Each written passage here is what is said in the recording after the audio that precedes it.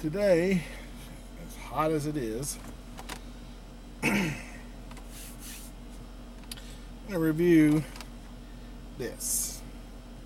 Something that was sent to me. It's a Bluetooth speaker that works with your phone. You're supposed to hang it on your visor.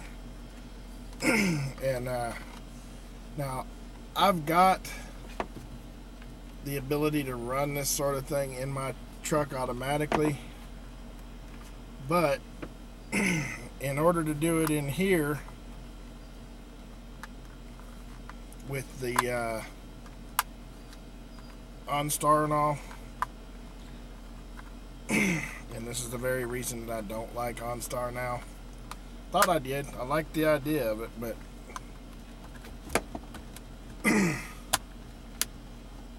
I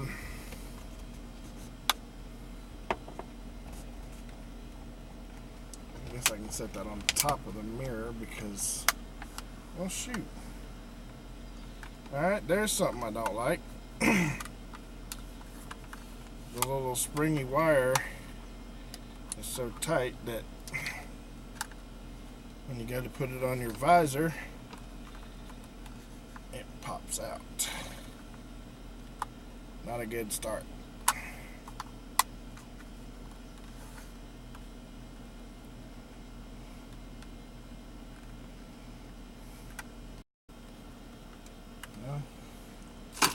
Alright, we'll do this one later. Basically, what it is a Bluetooth speaker that you can play stuff through and from your cell phone with. And it does a good job with pulling the audio and such from your phone. I tried it out in the house last night, dialing my home phone from my cell phone, and it works beautiful. You can have it as much as, I mean, anywhere in the vehicle it should pick up just fine. Provided that the hook's not broken on it and needing to be repaired. I was going to give you a demonstration, but the thing saw fit to prove me otherwise. So there will be no demonstration.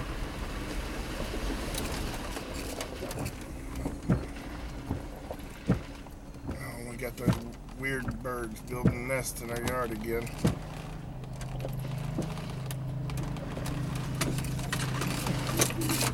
Preacher got bold. He took his mower across the ditch. He don't usually do that. He's got a zero turn. And usually before he goes across the ditch, he'll just leave it. And I'll usually get it.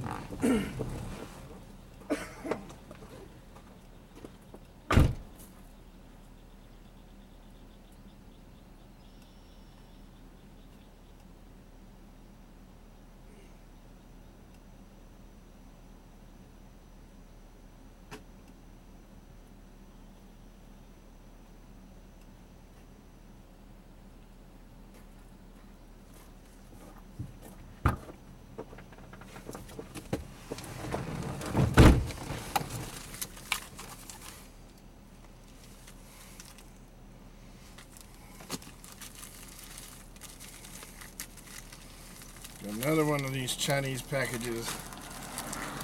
Another review.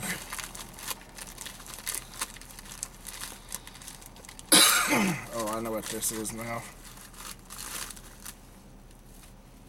Thought they said they were sending me 2 of those. Doesn't matter, I've got another one in here somewhere anyway. These are supposed to be twice the size they are. Because this was supposed to be able to support a DSLR camera. Who in the world is going to trust their DSLR camera to something that bends like that? I'm sure not. I don't even like my DSLR that much anymore, but I sure as heck wouldn't put it on something like that and expect to get anything out of it. Flimsy piece of garbage. So there won't be a review on that either. My review is that this was misadvertised. Very much so, because this little 8-inch tripod, it's supposed to be a grip and go anywhere. It's also supposed to be magnetic, which it is not. Useless. Completely trash. Now, one thing they did send me that I could eventually wind up using, my wife may want to use it, I don't know, but it's this little job you do here. You put your cell phone in it, which mine won't fit in that, but hers might. She's got the Galaxy 7, but it's got the 1/4-inch mount on the bottom. Extend it out, slide your phone in there, face it whichever way you're going to face it, hit the record button and go to town. Now, being that I've got this suction cup mount on my window, ooh, that air feels good. It's 94 degrees right now and humid. Oh my God, is it humid. But being that I've got the suction cup window mount, the only vehicle that doesn't have one in it is hers. Now, she never really records anything, so it's more than likely not going to be that big a deal to her unless she wants to start recording stuff. I think she's got her own YouTube channel too, so she should be able to just record stuff and then put it up on the, oh boy, Sheriff, put it up on the internet for people to enjoy, or little ride arounds or whatever. Of course, most of the riding around that she does is at night. Darn. Now, not sure how many of you have seen my last video, but the last one, most of those waterfall scenes or the rapids in the little stream that follows you out to Gatlinburg from the Smoky Mountain National Park, most of those scenes were filmed with one of my newer cameras, and the audio was actually pretty good. That'd be the newer camera that I filmed them all with, and it's the Hero 5. And if you'll notice, it had some fairly decent sound in it too. So I figured out, if you go into the GoPro software, the stuff that's built into the camera itself, there's a way you can adjust the volume there, either have it off, low, medium, or high.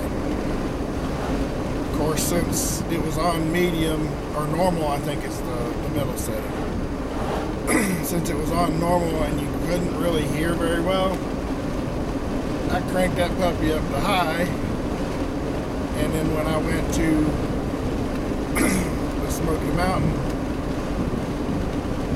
I recorded all that stuff, all those rapids and everything with it on high. Bad thing is, all the motorcycles and cars and everything else kept coming by, and I was just sure that was going to show up. You were going to hear it on the the video. So in a couple of spots you'll see my hand up beside the camera, kind of shielding it. Had my cell phone in my hand and was kind of using it and my hand to shield the audio so you didn't hear all the motorcycles whipping by. And dang it, got some swallowed funny before I left the house, and I feel like something's just stuck right there at the top of my lungs, just will not come out. But that, and I'm congested, so that doesn't help much either.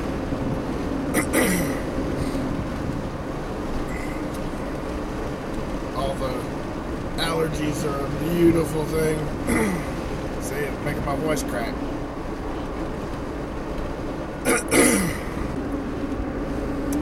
Oh yeah, I wanted to talk about something.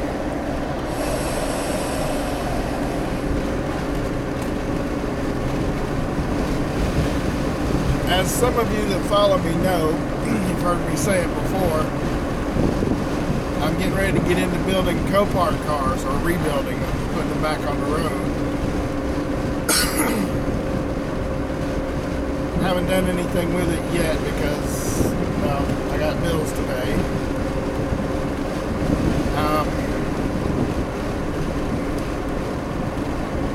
But I watch a bunch of people that do Copart rebuilds. I started watching this one fellow.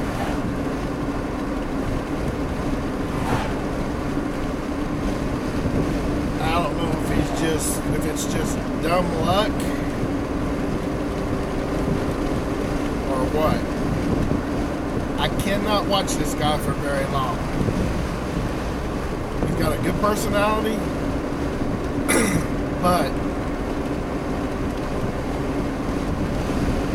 he's one of the people that gives rebuilders a bad name.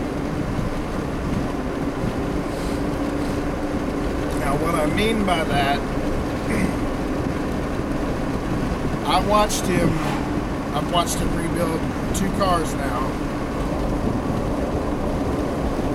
and I would not buy a thing from him.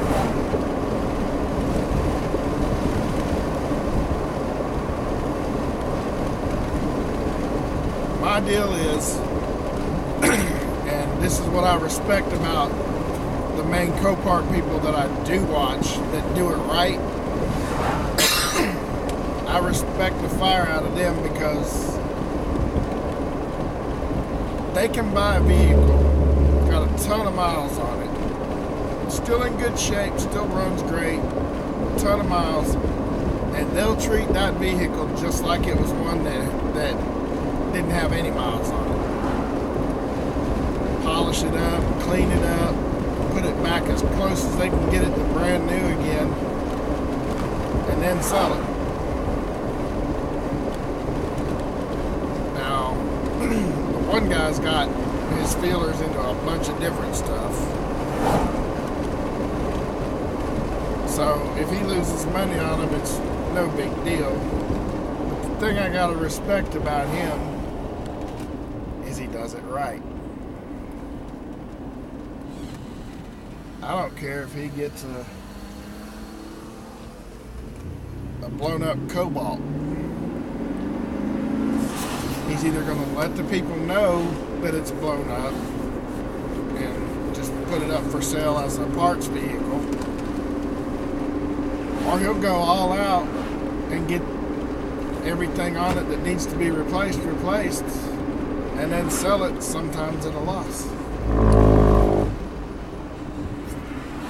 Now, guess I could top this off while I'm here too. But there's a bunch of them that I've seen lately that redo these cars that, holy cow, I need a haircut. that they do them right, and that's the reason I keep watching them. It's a good habit to be in, making the things run right, help treating the people right when you get ready to sell it to them. Beautiful. Couldn't ask for any better. Then you got this other guy. I watched him just basically botch an install or repair on a Honda. And I've watched him botch repairs on other vehicles. Now, I'm not shooting him down because, like I said, he's an entertaining person. He's interesting to watch. But he, like me, he's got his opinions, and he'll let you know what they are really quick. And you guys that I'm subscribed to your channels too know that I'm the kind that'll give you my opinion. You don't have to like it, but it's still my opinion. And I've done that with him. Most things, not a problem, no response, no objection. But the one thing that's been a constant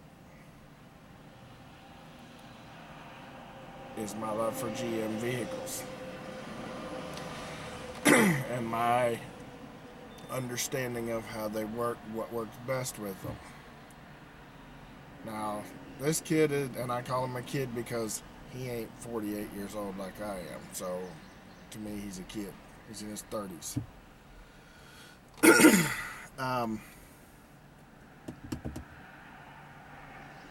He may not keep vehicles long enough to be attached to them or care long enough whether they work right or not. But the one thing I've always had an issue with is people putting the green coolant in a post-1995 Chevrolet vehicle with a V8.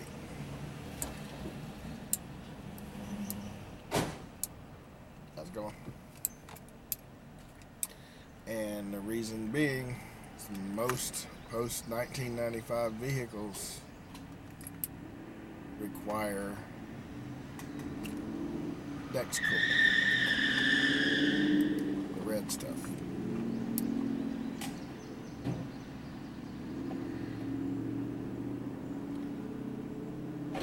When I first got my Tahoe, 6 months after I got it, pull in at the parts store one day, and it sounded like my tire was leaking. Checked all 4 of my tires, they were all fine. Nothing going on. Got to listen a little closer, and it was coming from under the hood. I thought, oh great, I had a radiator hose, get a pinhole in it or something. Popped the hood, big old sprout of coolant come shooting up. Didn't come from one of the hoses.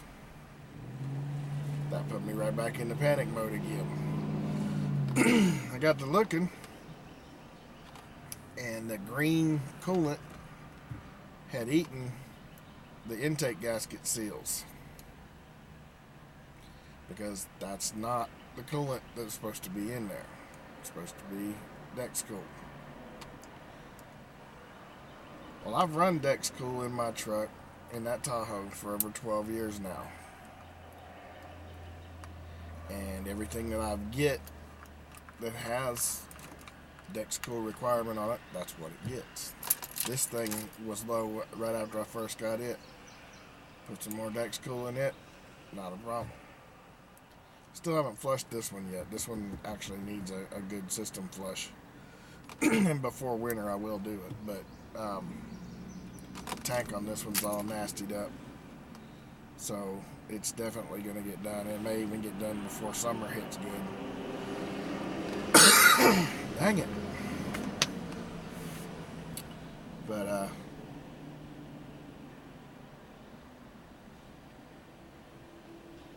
this guy wanted to argue with me that no, Dexcool plugs up your system and eats away at all your seals and blah blah blah. If it's not a system or a car that requires Dexcool, you're probably right. It may clog up the system, the heater core and whatever else, because it wasn't meant to run that. The cars that say they require Dexcool on them, you best be putting Dexcool in them, or you're going to be replacing some major components on your motor. And I'm pretty sure that's what happened with the 97 S10 that I got at home, the S10 Blazer. They put the wrong coolant in it. It ate the seals. They let it run hot one too many times. It cracked the block, and then I had to. My buddy got it. Realized he had to rebuild the motor or replace the motor. He got a block for it, and was just going to use the parts off of the motor that was in it since they were pretty close. The motor that was in the truck had 93,000 miles on it. The motor that he got to replace it with had 103,000 on it. So they weren't too far different as far as wear-wise. And that's what I used. I got the block, put all the junk in it, threw the heads on it, the lifters, intake, valve covers, timing chain cover, all the pulleys, all the accessories, AC, power steering, all that.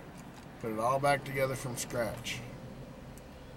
Still have not cranked that thing up. Now, my wife's co-worker is wanting to buy it. And I've told her it needs a distributor because the one that was in that just is screwed. You can't put a cap on it. The rotor button won't sit down and the cap won't hold. It's one, I don't know why they made those boards that you screw the cap into so cheap, but they did, and because they did, occasionally they'll strip out and you got to replace it.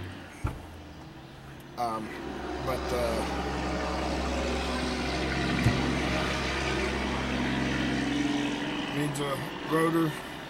Got to put the fluids in it still, which it's ready for fluids. You can dump them in there now. It ain't gonna hurt anything.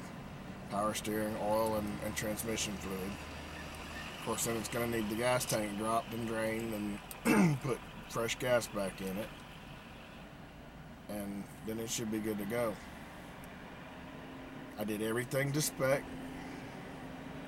torqued everything down exactly like the manufacturer spec requires. So it ought to be a nice long running vehicle once all the stuff's put back on it.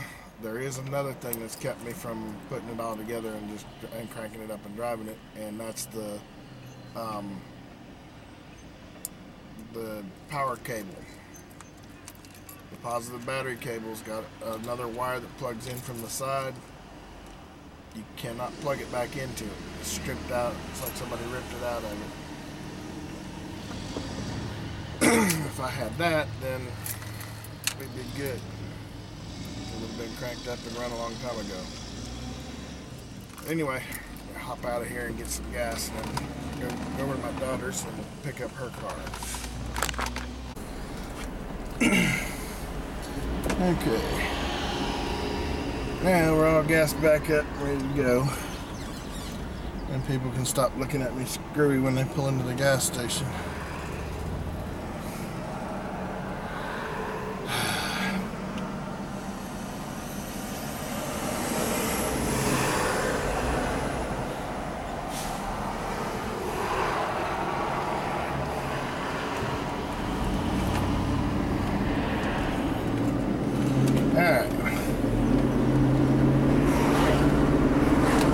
Wasn't that bad sitting back here at the gas station. It's hot, but it's not hot and humid there for some reason. Yeah, I had to get some specs again. Only problem is I kind of need some readers too. Doctor wanted to give me bifocals and I'm like, nope.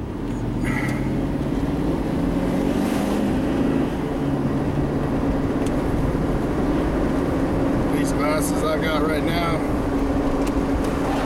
The only thing I got an issue with is stuff that's really far off. And they do great for that. Slow my roll here. Oh, maybe not. Okay. Thought I was going too fast for conditions, and nope.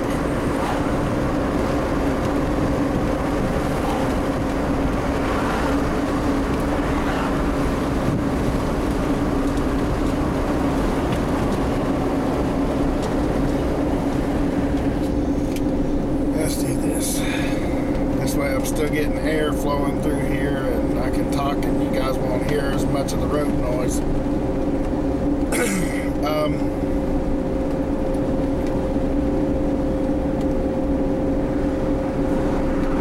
Anyway, I've got a little project in mind until I can get my Copart thing going. Right now there aren't any auctions that I can bid on. Unlike most places, the Nashville area, they only have one auction a week. And of course, it's during the day and early evening or early afternoon hours. So once I get a job, in order to get the car I want, I'm gonna have to schedule my breaks around the auctions. And around the time, now it's dropped down to 40. Okay. And around the time that the cars that I'm looking at are coming up for bid. Unlike some of the guys that I follow have done, I will not be showing the cars that I'm looking at and gonna bid on in the videos before they come up for bid.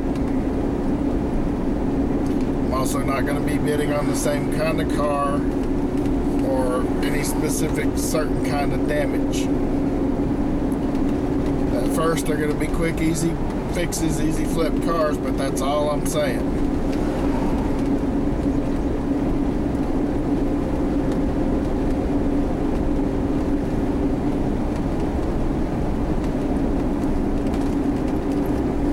Good Lord. Looks like every bug in America just splattered on my windshield recently.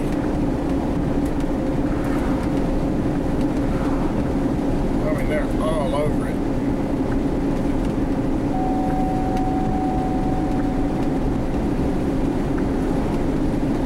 Yeah, I think I'm gonna hit the car wash up while I'm down here too.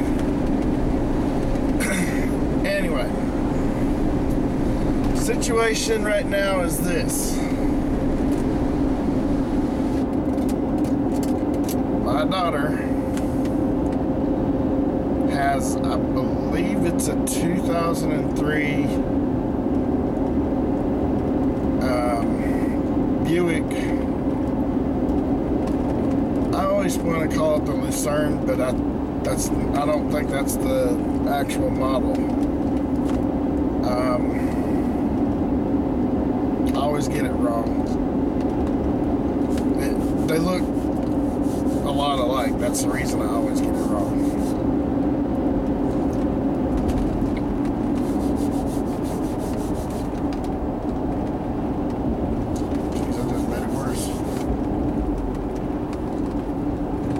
Two little streaks right across the lens.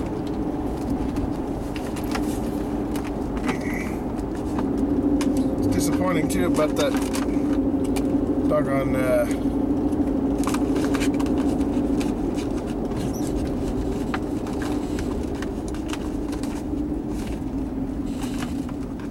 Bluetooth speaker. I was really looking forward to showing you guys how it worked. I don't have a thing in here to wipe these down with. How ridiculous is that? No napkins, no paper towels, nothing.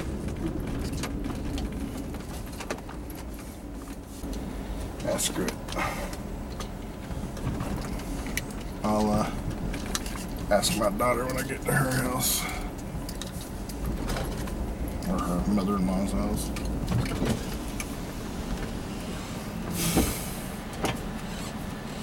Alright. Okay.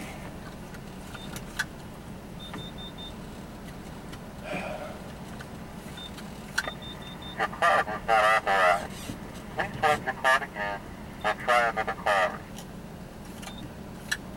Please select your last package now.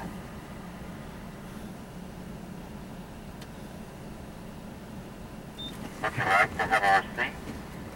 No. Please wait while your card is being authorized. Now I can put it away.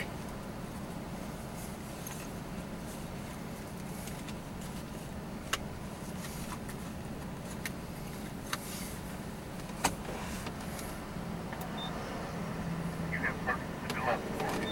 You may enter the log if it is written. Okay.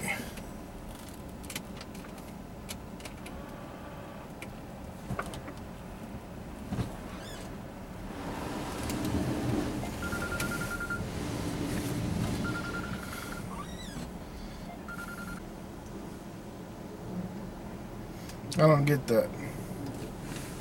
All 4 tires have got 50 pounds of pressure in them.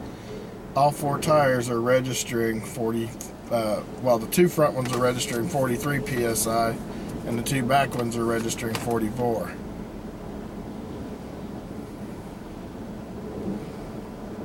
Needless to say, I do not trust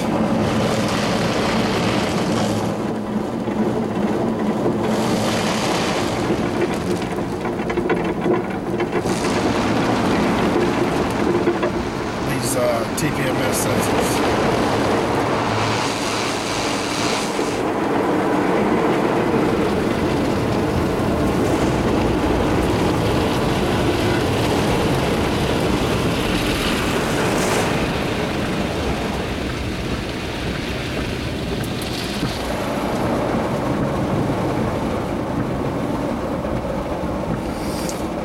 Only thing these TPMS sensors are good for is letting you know when tires is going flat on you.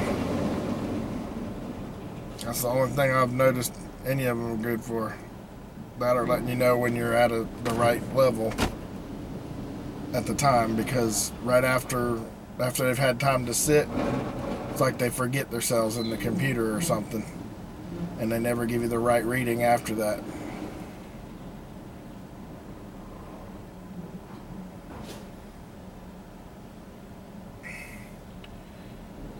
And I've had people give me fits about this car wash. You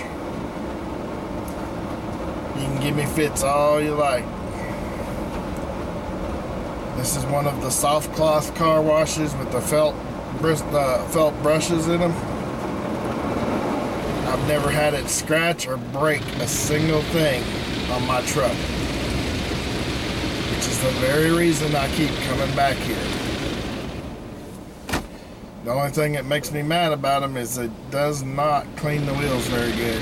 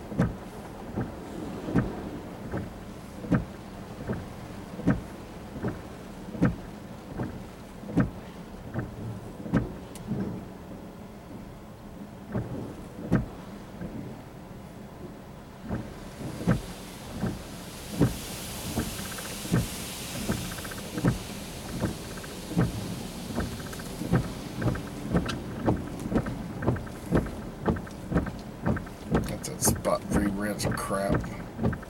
You get it on your window and it just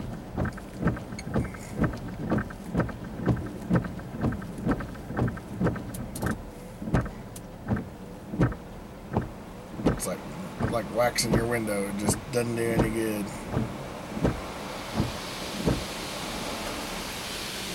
The window's clean finally though.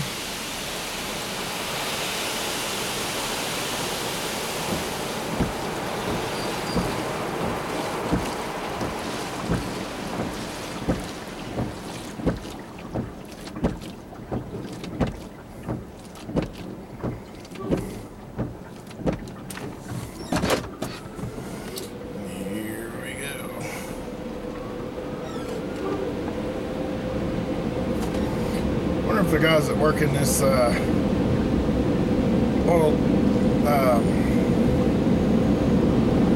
change place here, if they ever get tired of hearing this air thing kick on.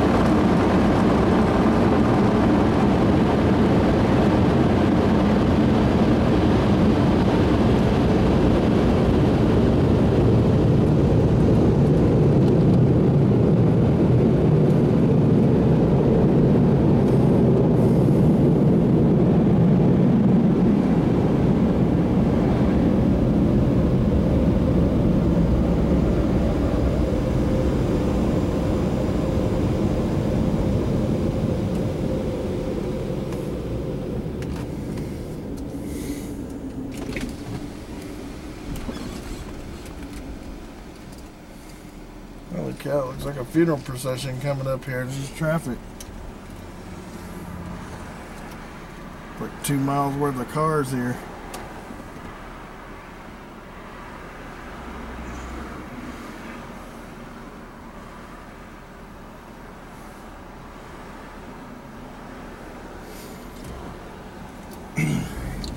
Anyway, as I was saying before, my daughter's got a Buick that needs that's got a overheating problem. Of course, her husband's brother's is a mechanic and is telling him that the head gaskets are blown. The car's no good, it's trash, get rid of it or park it.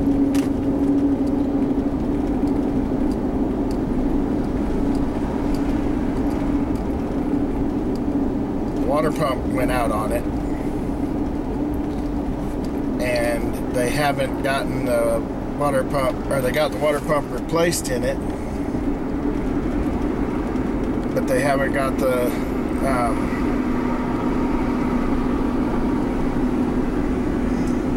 tore down a trailer. They got the water pump replaced in it, but it was still overheating. So that leads me to two conclusions. Neither one of them's definite until I look at it. If there's no water or coolant in the oil, he doesn't know what the heck he's talking about. There's just air in the cooling system that's causing it to overheat still. Now, a lot of people will say, well, no, you can't, it doesn't overheat with air in it. Yes, it does. I had two instances where that actually proved itself. When we bought our, which one was it, the 86 Pontiac Fiero, the guy told me, runs great, but it overheats every time you stop. Really? Wasn't a good idea to buy the car or wait to tell me about that until I got out there to buy the car. But he did. Only problem was, I live in Portland, Tennessee. The car was in Oklahoma City, Oklahoma. It was the middle of winter. Oklahoma does not, I repeat, not have any vehicles to clear the roads out there. So if if you slide off the road or get in a wreck, you might as well lock it up, close it up, seal it however the best you can, and walk your butt somewhere warm and dry. Because nobody's going to be along to pull you out until the roads are clear.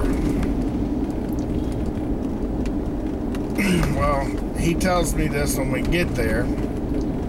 I'm thinking, well, maybe it won't be too bad. He said as long as you stay going, the car's still running and under load, then it's fine. It's just when you stop, like for gas or whatever, then it overheats. Well, we can buy a couple jugs of coolant until we can figure that one out. Come all the way back to Knoxville, all the way back to Nashville with it, and was going to drive it to work the next day.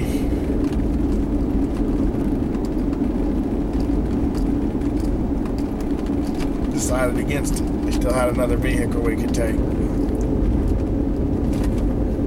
One of the guys that worked with me up there was a GM mechanic.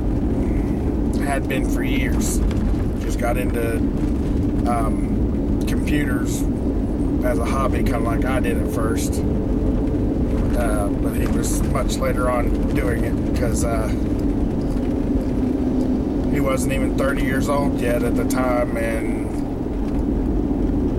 was actually working for Dell like I was. I was talking to some of the guys that sit around me. Didn't even think about him being a mechanic, a GM mechanic at that. Like, yeah, I would have drove that Fiero in today, but the stupid thing keeps overheating on me, and I can't figure out what's doing it. Old Scott turned around. I can tell you exactly why it's doing it. Really? Do tell. So he told me. He said on that car, the filler neck is at a 45-degree angle on the motor. I was like, yeah, you're correct. Because I know I am.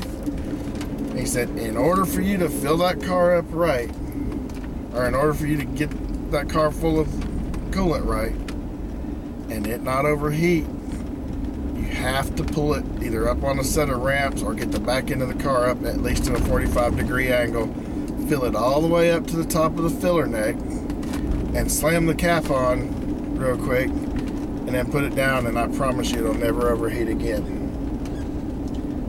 I did that and never had a problem with that car the rest of the time I owned it. Then my wife's niece's Ford Probe GT did the same thing. Just magically, hers wasn't even an issue where it had to be at a 45-degree angle. Just magically started overheating. I was like, okay, well, this seems kind of familiar. So I tried it with hers too. Took the cap off, had her get it running, get it hot. It started spitting, sputtering, and gurgling and going on. And you could hear the coolant just rumbling in the radiator. And it was rumbling in the overflow tank. So I filled the overflow tank up full, left the cap on it, pulled the cap off of the radiator as soon as it started getting warm, and just started pouring coolant into the radiator. And I'd fill it up and let it run a little bit longer. And after a while, it'd bubble down. Fill it up a little bit more. Bubble down. Then the overflow tank started filling it up. And wound up letting it fill it the rest of the way up. And once it did, I'd put the cap on. She drove it for another year after that without a single issue.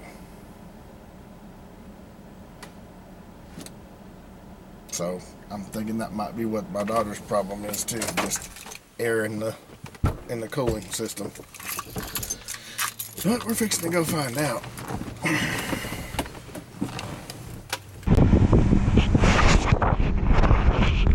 Okay. I hate doing this. Finally got the car started. At first it sounded like it was about ready to throw a rod. Of course, it's been sitting here for several months.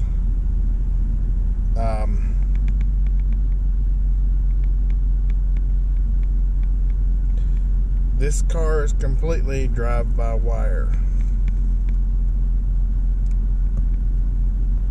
which basically means that everything in it, there's no rocker or cable connection under the hood to rev the engine. Of course, they've got squirrels and chipmunks and such that have made their home under their engine cover, so they've got all kinds of neat little stuff under there that's that needs cleaned off because it's making things smell really interesting under their hood. And the thing that they paid somebody to fix before, the water pump, is still wrong with it.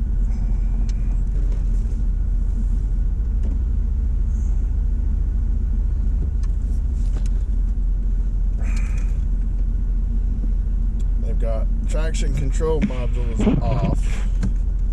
The ABS light is on.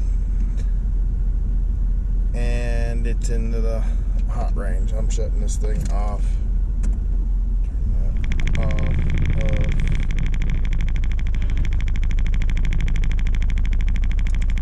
Just gonna let it run enough now to hopefully charge the battery up fully. Not sure what that is, but I got a feeling it's something to do with her best friend Sarah that's passed, so I'm not messing with it.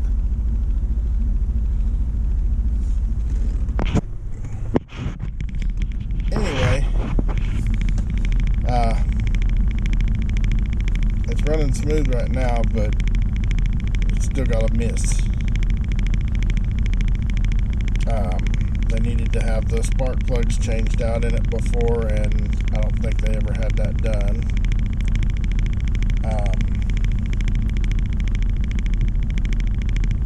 Of course, I got the hood open too to help with the overheating thing.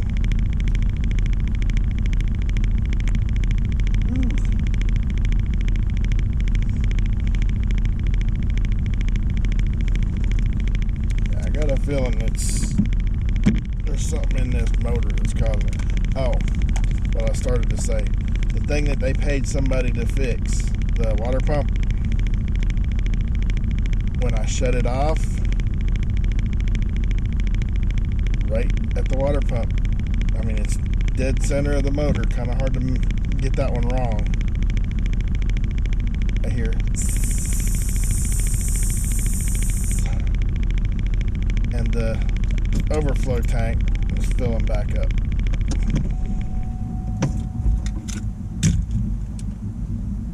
This thing's kind of rough now. It wasn't this rough last time I saw it.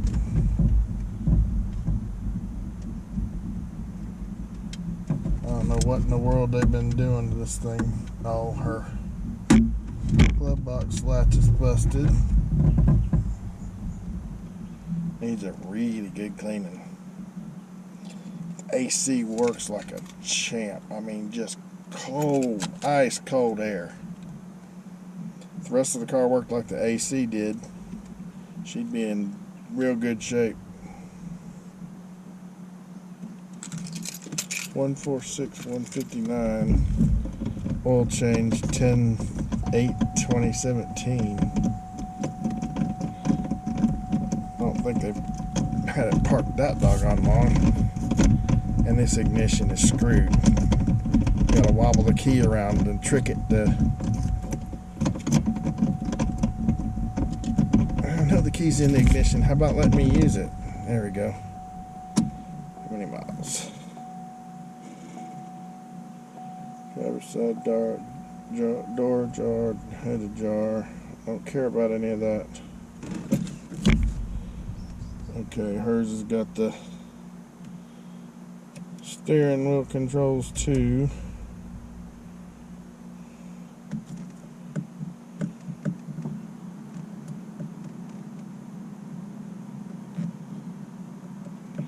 Oh, you can turn the air conditioner on from here. Nice. It still doesn't help me with my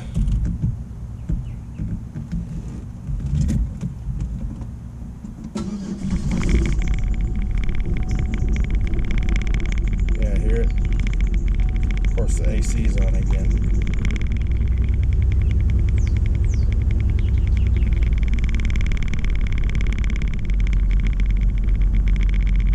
Take the AC off and it goes right back to just a slightly rough idle.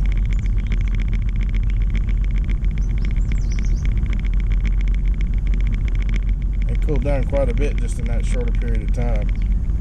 Probably because it pulled the coolant back in from the reservoir.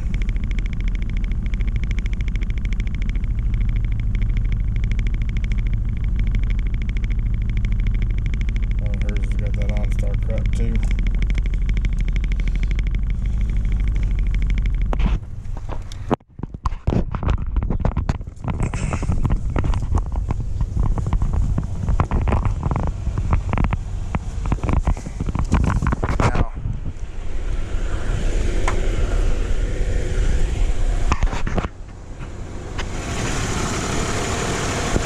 See how bad it's shaking? Now, I put my code reader on the computer and it's giving me multiple misfire, and I'm thinking, well, duh. So she might be able to get away with the coolant, or with the the water pump and changing the plugs and wires.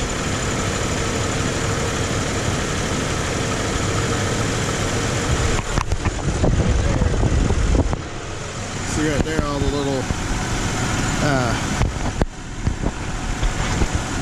ground creatures leaving presents.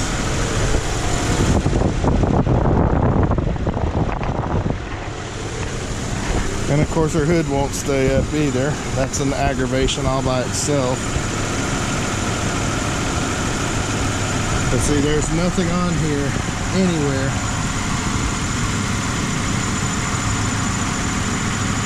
to advance the throttle with from under the hood. You actually have to be inside the car.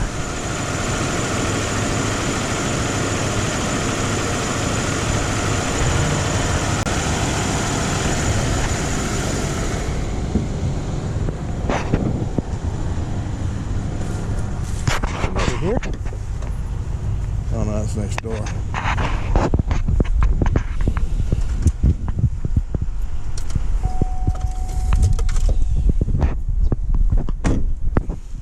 So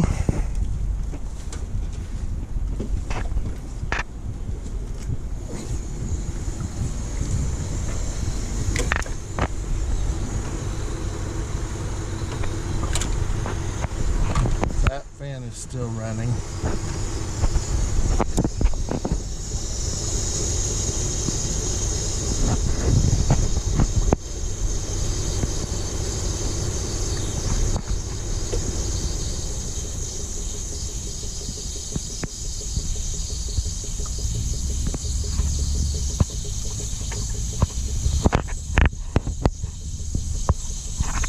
Pretty sure that's just the water pump. Pulling the coolant back in, and it's got a leak. Everything else is completely shut off. Nothing moving, nothing electrical's going. Pretty positive that's all it is that water pump.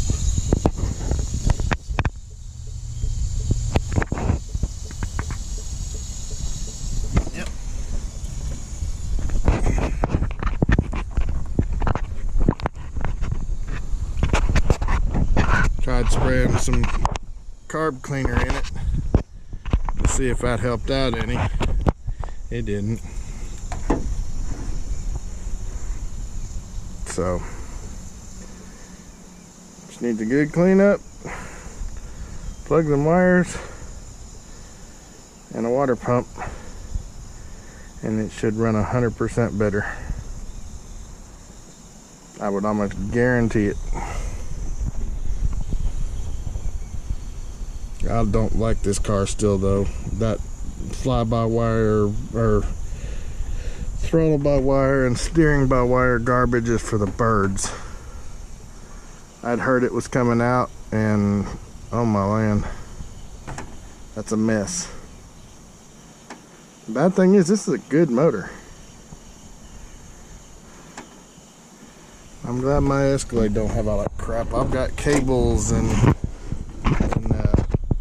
pulleys and all kinds of stuff to advance manually with. I guess I'm gonna throw her engine cover back on here and let her have at it. This still got a few miles left on it. I don't know how many, but I think the thing said it was 174. The window decal did for the oil change. It's getting on up there where it should be giving them problems, but as good as it actually runs, minus the little loping that it was doing because of the bad plug or a bad injector, which I'm hoping it was the plug, but the injectors are really easy to get to too. They're all right there, right on top of the motor on each side. They couldn't have got one of the Buicks that had the supercharged 3.8 liter in it, but oh well.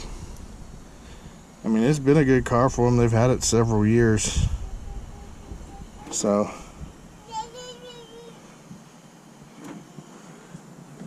what's your problem? Hey, Scooter. Hey, Scooter.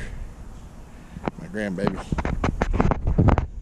Anyway, yeah, I'm gonna put this thing back together and tell her what I've found. It could still be a good car for somebody, but I wouldn't want it myself just because of all the drive-by-wire crap.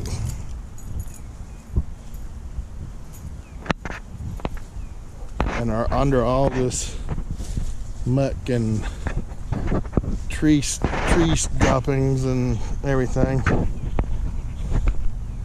It's a good little car. She's driven it back and forth to Knoxville a few times. Got a really good sound system in it. Factory one, but still good.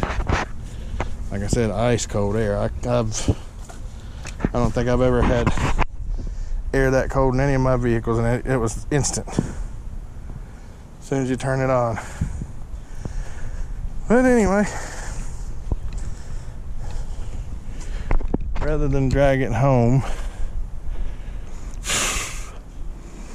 since they had another mechanic do this, I'm pretty sure she's gonna wind up wanting to have whoever did it fix it and do it the right way this time. So, I mean, unless she asks me specifically to, I'm gonna leave it here. Now, if she asks me to fix it, I'll have to go home and get my trailer and come back over here and load it up on that, and I really hope she don't ask me to, because I do not like the idea of this car. And I love Buicks. I just, that drive-by-wire crap is just, it just gets on my nerves. Just, like I said, just the idea of it. But anyway, that's all we got for today. I'm gonna wrap this thing up and head it to the house. Well,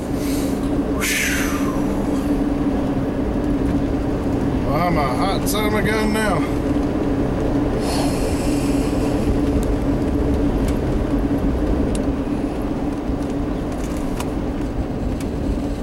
Finally starting to cool off. Of course, it's almost 7 o'clock too.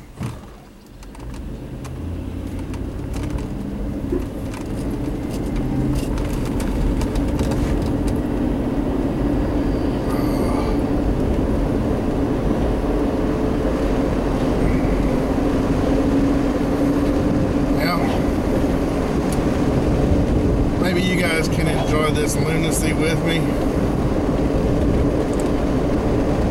Told her it was running rough, like spark plugs are fouled or the spark plug wires aren't on there correctly or something. But I didn't think it was bad because when you rev it, it'll run right, run smooth. But when it's just at idle and everything's shut off, it's rough. Spitting and sputtering, acting like it's got a rod knocking the whole nine. And like I told her, the car runs smooth, so it's not that the car's just the motor's blown or anything like that, which is what she was told was actually wrong with it. It's not. And I'll admit, it did sound like it had a rod knocking when I first cranked it up. Of course, I had to jump it off to crank it up and then leave it sitting with the jumper cables plugged in while I went into the house to cool down for a minute. Didn't leave it running, I just left it plugged in with the cables attached. When I came back out, fired right up, no problem. So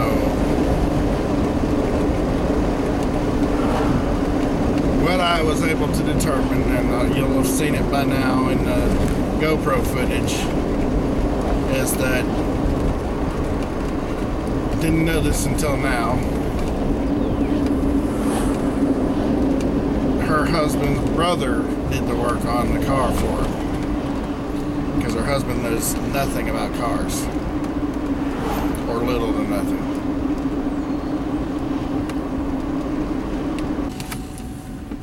But his brother did the work, and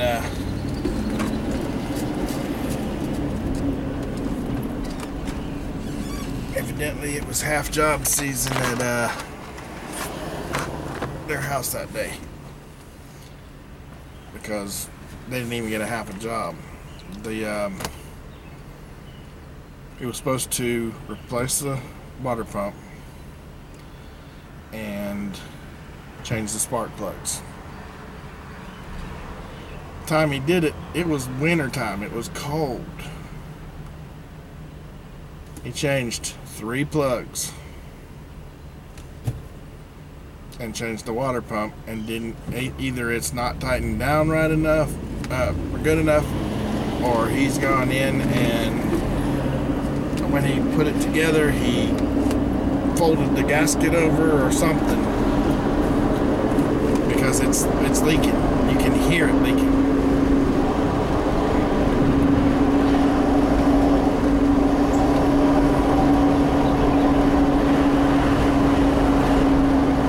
I thought maybe it might wind up being a radiator hose or something, but that wasn't the case. If one of the hoses was leaking, then that'd be a simple fix. I'd have said, hey, let me go run and grab you another one. But that wasn't the case either. If it is a hose, it sounds like it's coming right from the center of the water, or center of the motor where the water pump's at. And that's awful convenient. There's no plug, no hoses that I saw that plug into the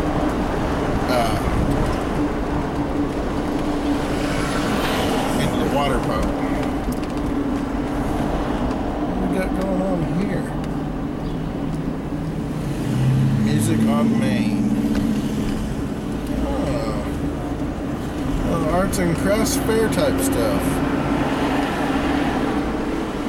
How nice. I'm not going to go to it, but nice to know they're having it. Something to get you out of the house for a while, I guess. But yeah, basically all she needs to do, and I told her if she wants me to come back over and do it when she gets all the stuff together, I'll put the plugs in for her, I'll put the plug wires on for her, but I am not going behind somebody to fix that water pump. The reason I'm not, because because I got these big old meat hooks, and you got that much room to get these big old meat hooks in there at an angle, and or take the whole front of the motor apart, which I'm also not into doing.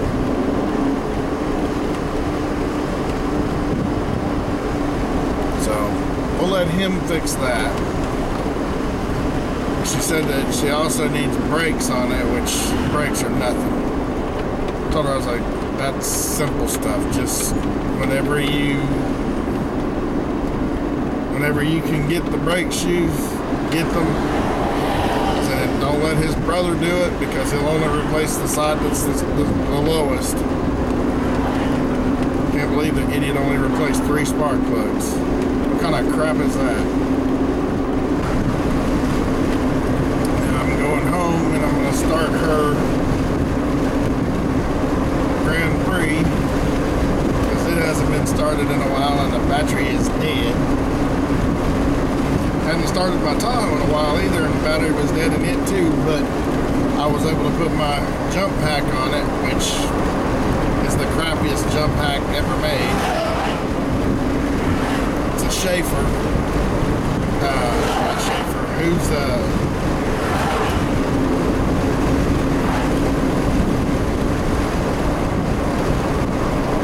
I keep wanting to say Schaefer, and I know that's not it. And I know it's not Shakespeare. Something along those lines, anyway. The Walmart brand, I guess I should say.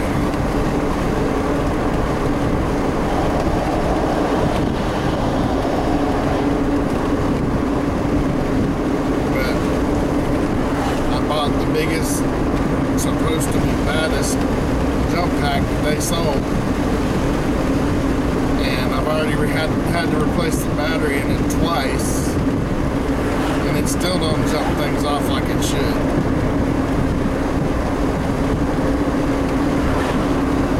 That being the case, I went looking on eBay today, and I'm pretty sure we're going to wind up having our orders canceled. Some guy on eBay has the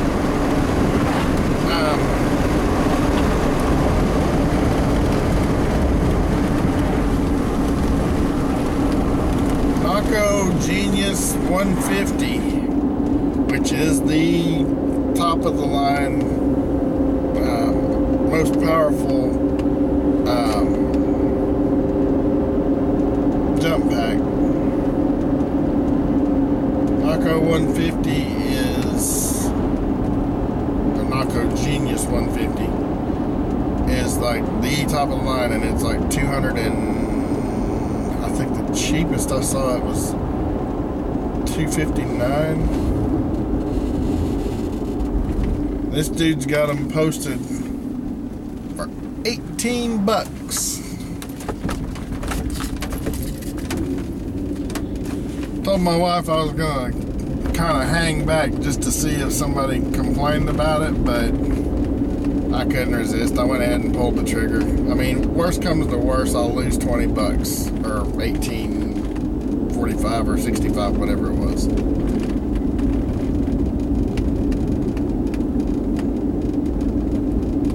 Best case scenario, he's just ignorant about what those things are worth, which I don't really see that. Or that, or he'll have some kind of generic piece of crap that he sends out in place of it.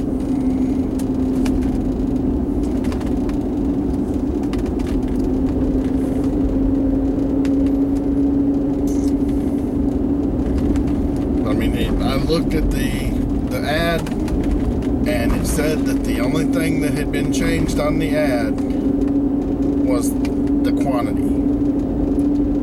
So he's got to be aware of what he's actually selling. And if he meant for them to be more, then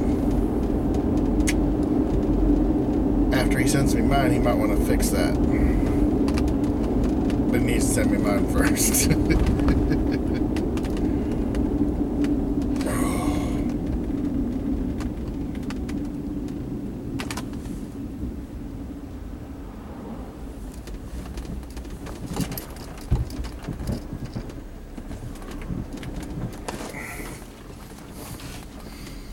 I was gonna get the LaCrosse 70, and I may still, but because I just need something that'll work here, and that Schaefer or Shakespeare, whatever it is, that one just does not. And I mean, like I said, I've replaced the battery in it, and I replaced it with a good quality battery from Batteries Plus. I think it was wasn't the Energizer, there was another brand. I think they're Interstate, actually. They're sealed 12 volt Interstate batteries that go in those, and they're pretty good size. And I've replaced it twice since I've had that thing, and I've only had it 2 years. And even if I keep it on charge like it's supposed to be, I mean, you're not supposed to leave it on charge, but as long as I keep it charged up like it's supposed to be, there shouldn't be any problem. Yet there continuously has been.